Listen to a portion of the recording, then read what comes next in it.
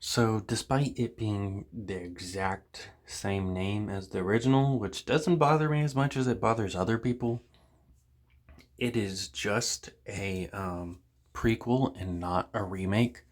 So, it takes um, place before what happens in the John Carpenter 1982 movie. I know there's one from the 50s too. I'll get to it eventually if it's streaming on anything or if I end up buying it on DVD. But, anyways, um, it's based off the 1982 one. It's a prequel before the events of that movie. So, the how they end up discovering it because the thing has already killed some people. So they focus on those people. And that makes it very interesting. At the same time, most of them are going to die. I mean, it is a horror movie, so you're going to figure most of them are going to die. But it was a bit disappointing to me personally that it's characters that we know are gonna die. That's always the disappointing thing with prequels. I believe Texas Chainsaw Massacre did it at some point. Um, anyways, uh, we have a horror legend here. The girl that plays the main character in Final Destination 3, she is also in the shitty Black Christmas remake.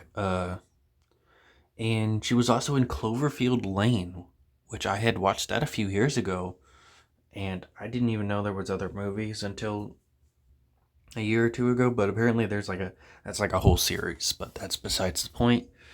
She's here, and she's introduced while listening to music, and she's listening to "Who Can It Be Now," one of my favorite songs. I did not expect that to be in this movie. There's also this guy named Carter, who is someone from my childhood.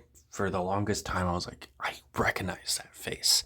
So I looked it up, and this man plays the dad from The Odd Life of Timothy Green, which only came out a year after this movie. He went from The Thing to The Odd Life of Timothy Green, which is pretty funny to me.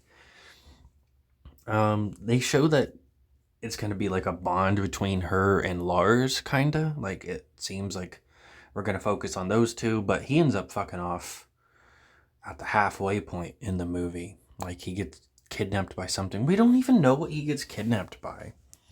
I mean, supposedly it's the Americans, but they later say that they weren't the ones that hurt him. So, what the fuck happened to Lars? Did he just decide to pretend to get kidnapped and hide for the rest of the movie? I guess it was a smart choice since he didn't die, but still a strange one. Um, we get a dog death in this movie, but not as iconic as the original. It's just they they come across it and there's a dead dog, which does lead to the ending scene with Lars, shooting at a dog and saying it's not a dog. So I guess it's not totally pointless, but it kind of sucks. Um, they decide to do the blood test from the original, but of course the thing sabotages it. So instead, they have to do a molar test, which is nowhere near as cool. But I like that they went for a more unique thing and didn't just straight up do the thing from the original.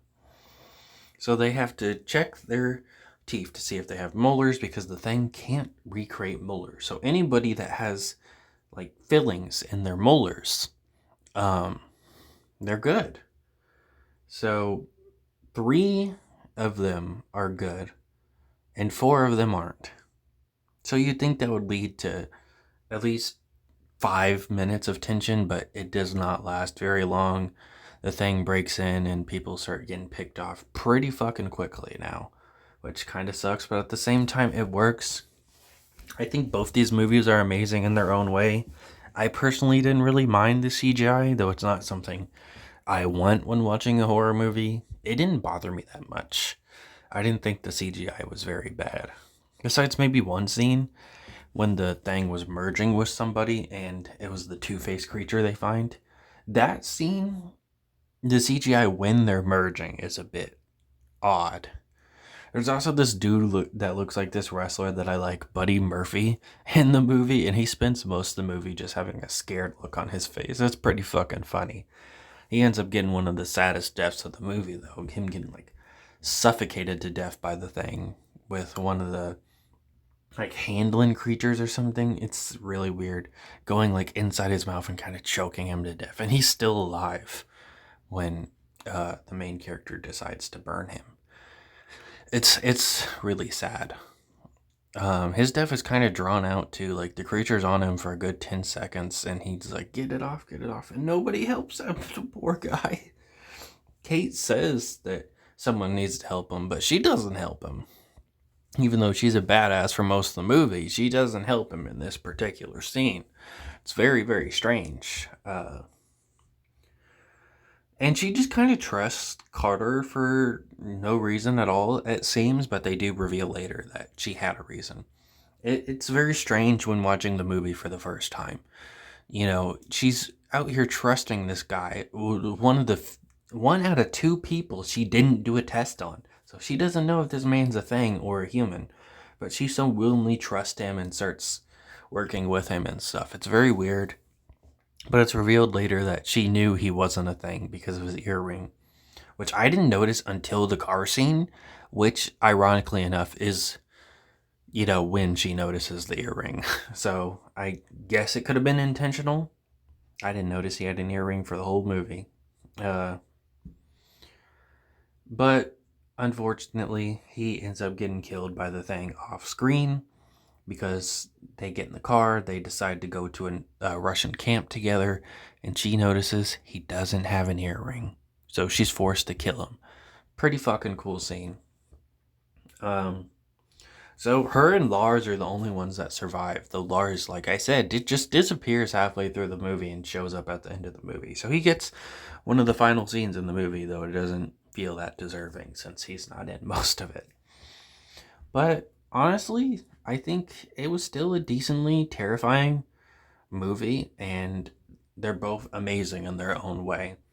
I would say the original is way more iconic, though. The one nitpick I do have is the pixels. Like, when they get on the alien spaceship, there's like this pixel thing. What is that? Seriously. Like, it's just kind of weird. I don't know what they were going for. I don't know what it was supposed to be anyway. Like, why is there just this pixel thing on the spaceship? Please explain.